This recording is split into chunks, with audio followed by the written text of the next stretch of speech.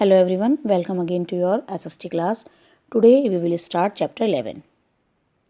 Chapter 11 is Heritage of India. Let us start. Heritage of India. Heritage comprises valued objects and qualities such as historic buildings, unspoiled countryside and cultural traditions that have been passed down by the previous generation. विरासत में हमें बहुत सारी मूल्यवान चीज़ें मिली हैं जिसमें ऐतिहासिक इमारतें, अनस्पॉइल्ड कंट्रीसाइड मीन्स ग्रामीण हमारी जो सभ्यता है वो, साथ ही साथ सांस्कृतिक रीति रिवाज हमें मिले हैं जो हमारे पूर्वजों के द्वारा हमें मिले हैं. In simple words we can say that heritage is something that can be passed from one generation to the next generation. साधारण शब्दों में हम कह सकते हैं कि विरासत वो चीज़ें हैं जो हमें अपने पूर्वजों से मिली है या एक जनरेशन से दूसरी जनरेशन को जो पास की गई हैं, दी गई हैं. It can be conserved or inherited. It has historic and cultural values. इसको संरक्षित करके संजो कर रखा गया है. ये ऐतिहासिक भी हैं और सांस्कृतिक भी हैं. Thus, heritage is an extremely significant part of the present we live in and of the future we will shape. और इस प्रकार से विरासत जिस वर्तमान समय में हम जी रहे हैं उसका एक महत्वपूर्ण, बहुत ही इम्पोर्टेंट हिस्सा है. साथ ही साथ फ्यूचर के लिए भी, जो फ्यूचर हम बनाने जा रहे हैं उसका भी. India has a very old, varied and rich heritage of art and culture. भारतीय संस्कृति जो रही है वो बहुत अधिक आर्ट और कल्चर में आगे थी. There are many wonderful paintings, sculptures, valuable literature and other interesting features to observe and study in every state. Bharat के लगभग सभी राज्यों में अपना इसका अलग महत्व है. इसमें वंडरफुल पेंटिंग्स हैं, मूर्तियां हैं, बहुत सारा लिखित लिटरेचर है, रिटर्न जो हमारा लिटरेचर है, और बहुत सारे महत्वपूर्ण ऐसे फीचर्स हैं जो कि ऑब्जर्व करने और स्टडी करने लायक हैं. Indian art can be categorised into different branches like dance, music, painting and architecture. भारतीय कला को अलग अलग हिस्सों में, अलग अलग कैटेगरी में अगर हम डिवाइड करें तो बहुत सारी इसकी ब्रांचेस होंगी, जैसे डांस, म्यूजिक, पेंटिंग और आर्किटेक्चर, इमारतें जो बनी हुई हैं वो. First is Indian languages. India has many languages. Bharat में बहुत सारी भाषाएं बोली जाती हैं. We have already learn that people living in different parts of India speak different languages. हम पहले से ही पढ़ चुके हैं कि भारत में जो लोग अलग अलग प्रदेशों में रहते हैं वो अलग अलग भाषाएं बोलते हैं. The constitution of our country has recognized 22 languages. These are Assamese, Bengali, Bodo, Dogri, Gujarati, Hindi, Kannada, Kashmiri, Konkani, Maithili, Malayalam, Manipuri, Marathi, Nepali, Oriya, Punjabi, Sanskrit, Santhali, Sindhi, Tamil, Telugu and Urdu. भारतीय संविधान में इन सभी भाषाओं को मान्यता प्राप्त है. Next page. Sanskrit and Tamil are very old languages. Sanskrit और तमिल बहुत पुरानी भाषाएं हैं. The languages have their own script. हर भाषा की अपनी अलग लिपि होती है. Most of the Indian languages are written from left to right except Kashmiri, Sindhi and Urdu.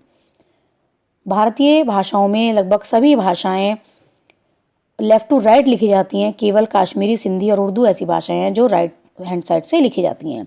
Today Hindi is the official language of our country but English is also being used along with it. आज भारत की ऑफिशियल लैंग्वेज हिंदी है लेकिन इसके साथ ही साथ English भी use होती है. Our costumes. Indians wear different kinds of costumes. They are mostly made from cotton, silk and synthetic cloth. Bharat में भारतीय लोग बहुत अलग अलग तरह के कॉस्ट्यूम पहनते हैं जो कॉटन, सिल्क और सिंथेटिक कपड़े से बने हुए होते हैं. They are use in different areas according to the climate of the region. अलग अलग हिस्सों पर वहाँ की क्लाइमेट के अनुसार ही कपड़े पहने जाते हैं. Customs and availability of clothes are also two factors that determine the kind of dress people wear. They vary from state to state.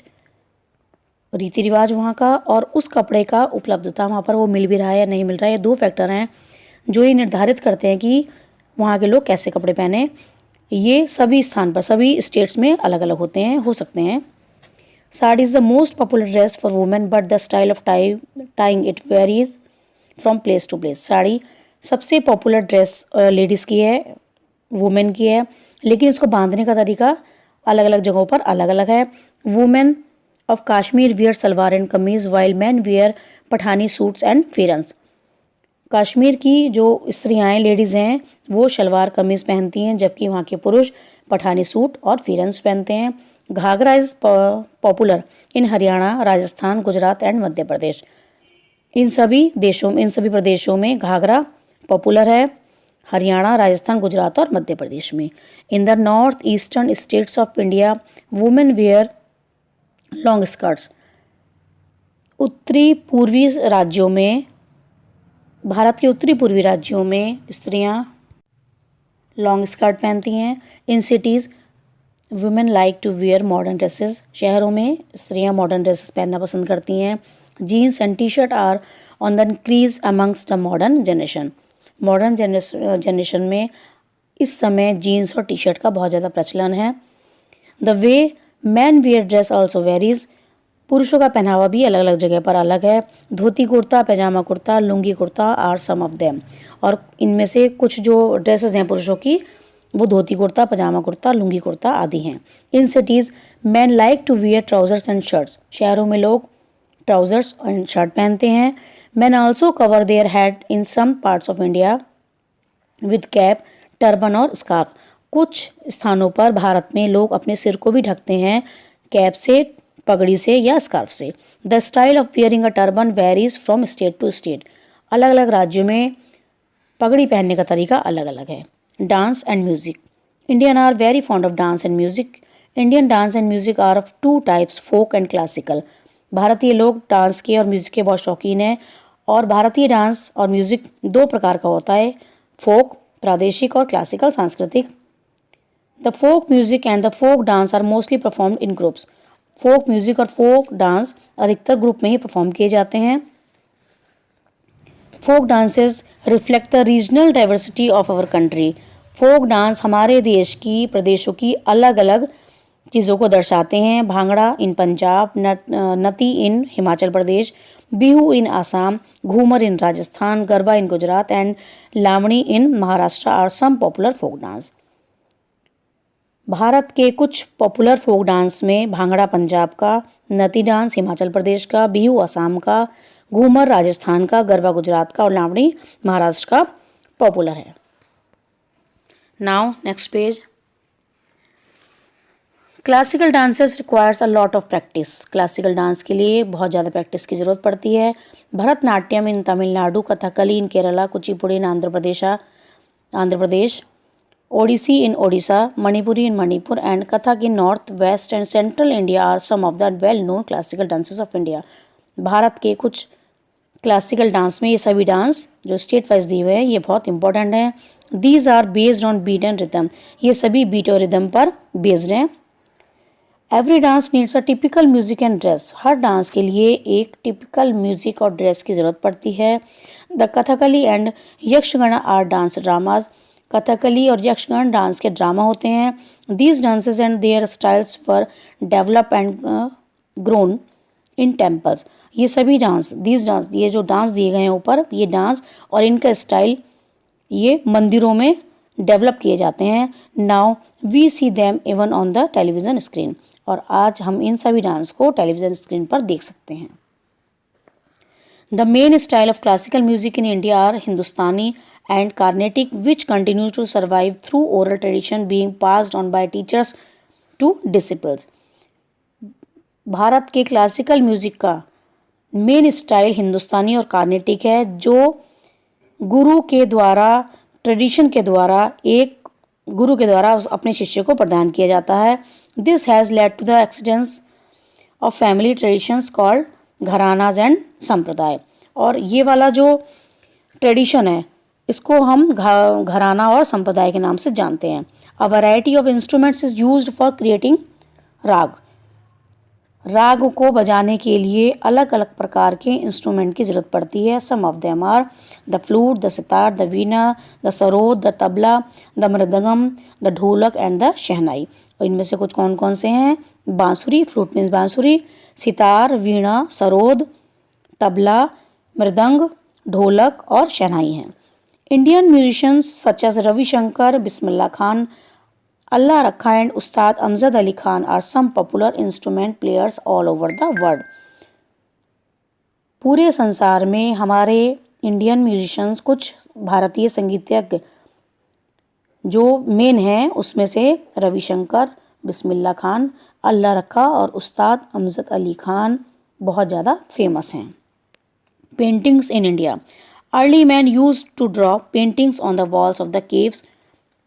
Early man जो पूर्वज थे, हमारे फोर फादर्स थे, वो दीवारों पर, गुफाओं की दीवारों पर पेंटिंग ड्रॉ करते थे। The art of painting improved with the passage of time. और समय के साथ साथ पेंटिंग की आर्ट बदलती चली गई, इंप्रूव होती चली गई। The Ajanta caves in Maharashtra have some of the best paintings.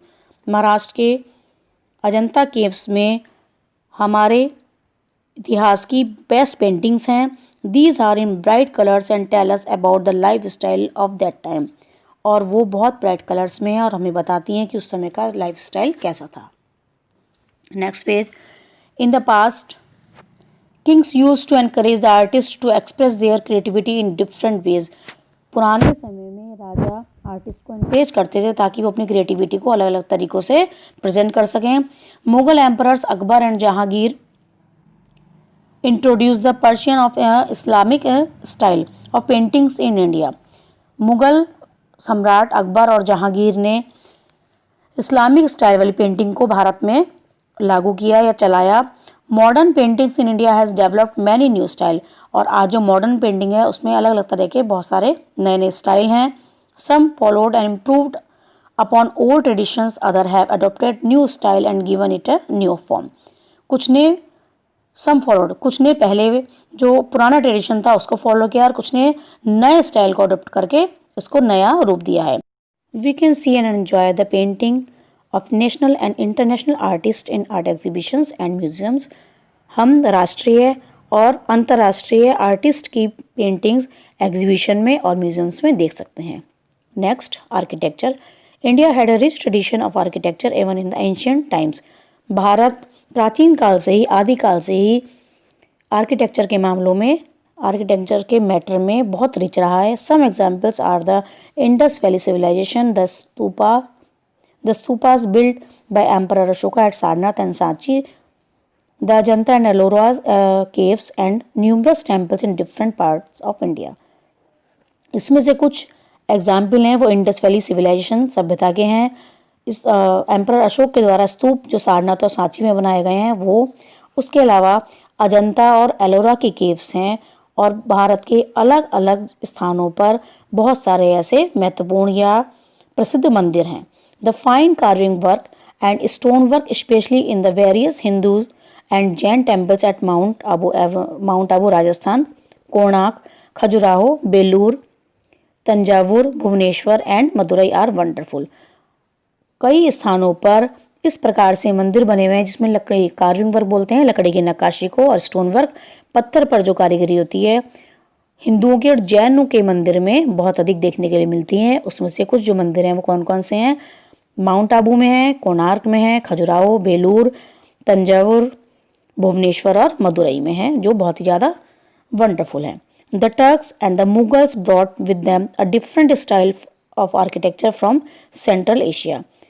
Central Asia से टर्क और मुगल जब भारत आए तो वो अलग प्रकार के आर्किटेक्चर के स्टाइल भारत में लेकर आए। Thus, a new style was developed which can be seen in mosques, tombs, forts, palaces and minars. और इसलिए मस्जिदों में, टॉम्स में, फोर्ट्स, किलों में और महलों में, मीनार में अलग तरह का स्टाइल देखने के लिए मिलता है। Some monuments like the Qutub Minar, the Gol Gumbaz, the Jama Masjid, the Humayun's tomb, the Taj Mahal and other forts of Agra, Gwalior, Delhi, Chittorgarh are the live examples of the medieval style and architecture. इनमें से कुछ मॉन्यूमेंट्स में से, कुछ इमारतों, ऐतिहासिक इमारतों में कुतुब मीनार, गोल गुम्बद, जामा मस्जिद, हुमायूं का टॉम, द ताजमहल और कुछ अलग जो किले हैं जैसे आगरा, ग्वालियर, दिल्ली, चित्तौड़गढ़ में हैं, वो जीवंत उदाहरण हैं मेडिएवल स्टाइल के और वहाँ की कला के। Modern architecture, the British further added to our rich heritage. उसके बाद हमारी रिच हेरिटेज में ब्रिटिश जब यहाँ पर इंडिया में आए तो उन्होंने ऐड किया बिल्डिंग्स बनाई वहाँ पर। उनमें कौन कौन सी बिल्डिंग्स हैं देखिए। They build churches and office building, उन्होंने चर्च बनाई और ऑफिशियल अपनी बिल्डिंग्स बनाई। Example, the church of Goa, the Victoria Memorial in Kolkata, the Parliament House, the India Gate and the Rashtrapati Bhavan in New Delhi are some of them. उनमें से कुछ जो building है वो कौन कौन सी हैं। गोवा की चर्च, विक्टोरिया मेमोरियल जो कोलकाता में है, पार्लियामेंट हाउस और इंडिया गेट, और उसके बाद एक और है राष्ट्रपति भवन नई दिल्ली में है। After independence the Indian architectures further progressed, स्वतंत्रता मिलने के बाद भारतीय आर्किटेक्चर ने दोबारा से प्रोग्रेस की। Now it is affected by the development all over the world, विश्व में जितना भी डेवलपमेंट हुआ है उसका असर हमारे आर्किटेक्चर पर भी पड़ा है। The Vidhansabha of Bengaluru, the High Court at Chandigarh, the Assembly House in Mumbai, the Lotus Temple and the Akshardham Mandir in Delhi are some of the examples of the modern architecture.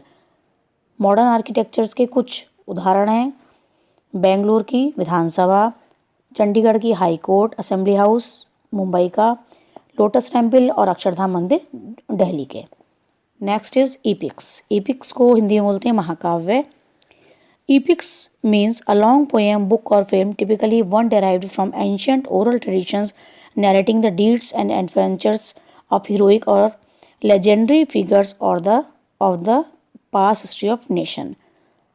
महाकाव्य एक ऐसी लंबी पोएम होती है, किताब होती है और या फिल्म भी उसको कह सकते हैं, जिसमें हमारे पास हिस्ट्री के, हमारे देश के जो पुराने कोई भी ऐसा प्रसिद्ध व्यक्ति हुआ है जिसके साहसिक कार्यों का पूरा उल्लेख होता है। The Ramayana and the Mahabharata are the two great Sanskrit epics of India.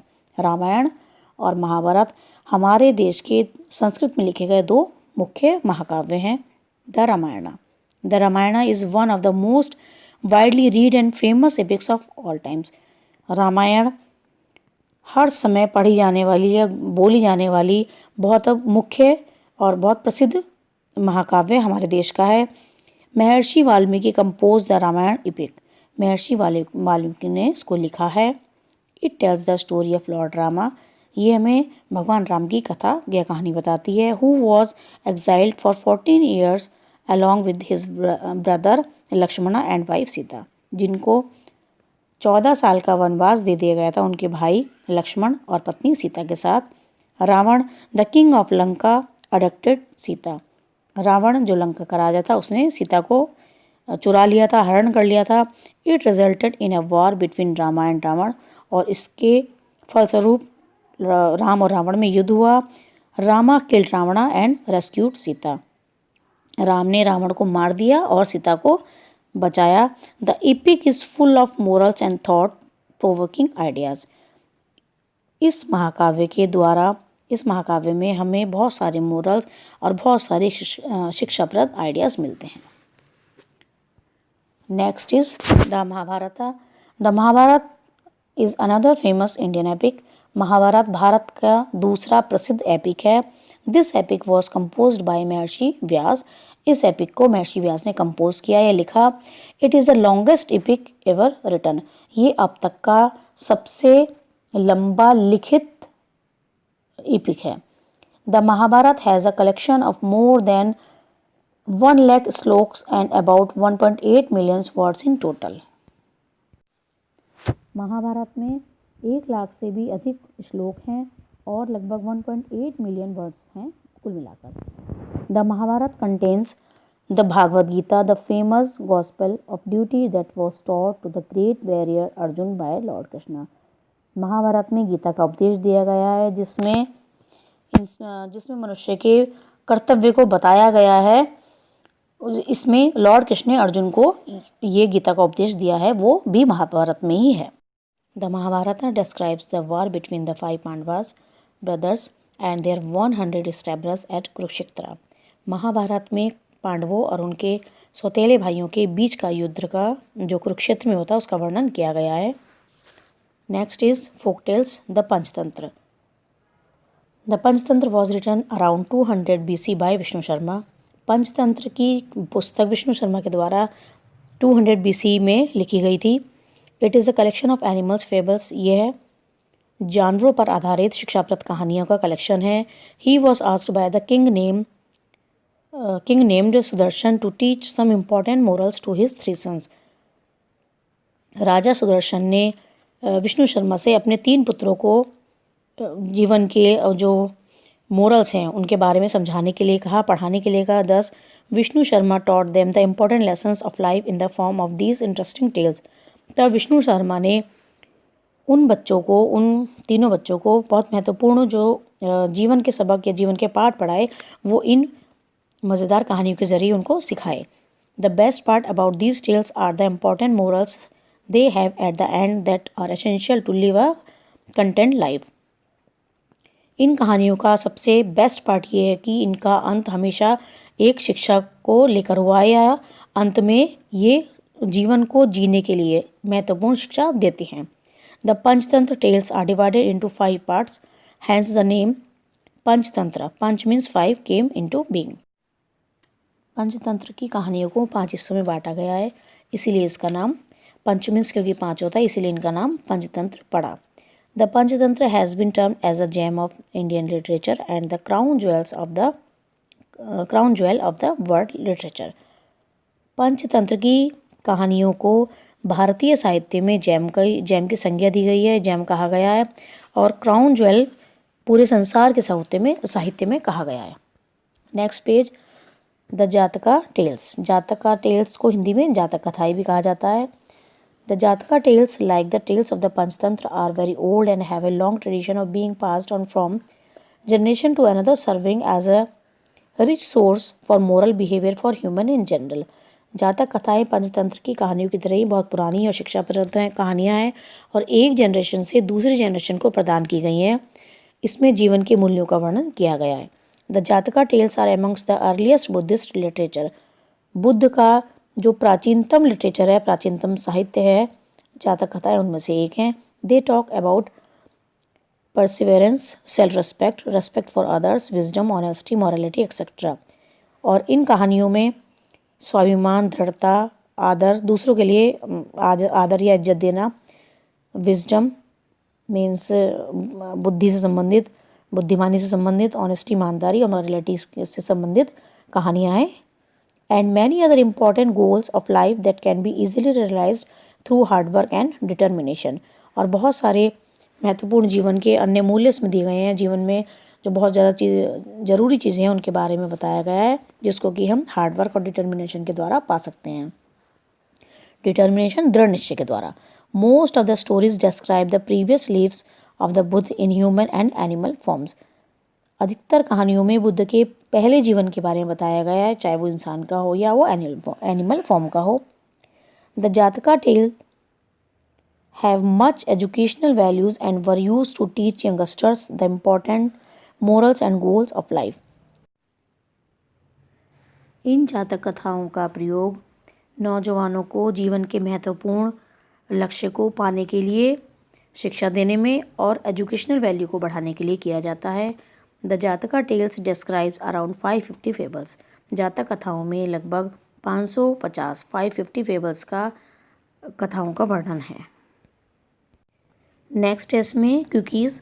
बच्चों क्यूकीज़ आपको खुद से पढ़नी है, लेटेस्ट रिवाइज भी आपको खुद से पढ़ना है. इसकी रीडिंग आपको कर लेनी है. आइए अब देखते हैं इसकी एक्सरसाइज में सबसे पहले है MCQS, multiple choice questions. First, how many Indian languages are recognised in our constitution? Then the answer is 22. Next, dash is the official language of our country? It is Hindi. Third, look at the adjoining picture and identify the dance shown in it. It is Kathakali. And fourth, who was the writer of the Panchatantra? It is Vishnu Sharma. Here it is written Vishnu Sharma. Now see the question answer. Here are the question answer. Next exercise, read the following statements carefully and mark tick on true and the cross on the false one.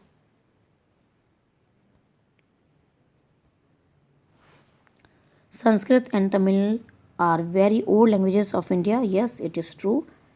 Urdu is written from left to right. It is wrong because it is written from right to left. Third, the Ajanta caves are in Maharashtra. Yes, it is true. And the fourth, the Jataka tales are amongst the earliest Buddhist literature. Yes, it is also true. Next page.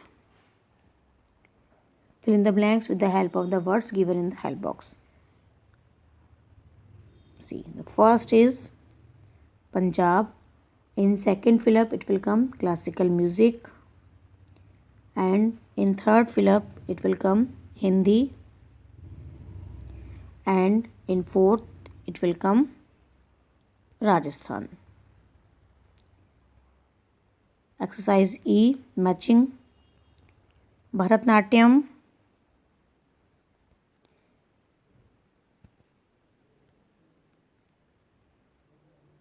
Tamil Nadu. Nati, Himachal Pradesh. Qutub Minar, Delhi. Or the Mahabharata, Maharishi Vyas. In this way you will match. Next exercise is brain opener questions, BOQS. Two questions are given here. Here are the answers of both the questions. This you have to write in your notebook, and previous question answers also you will write in your notebook. Next, self-assessment. Visit museums, art galleries and various places of worship to learn about the rich heritage of our culture. Second, discuss in the classroom the way to carry our traditional forward. Third, collect pictures of famous monuments and buildings of India and make a collage in your scrapbook. Only third exercise you have to do in your scrapbook.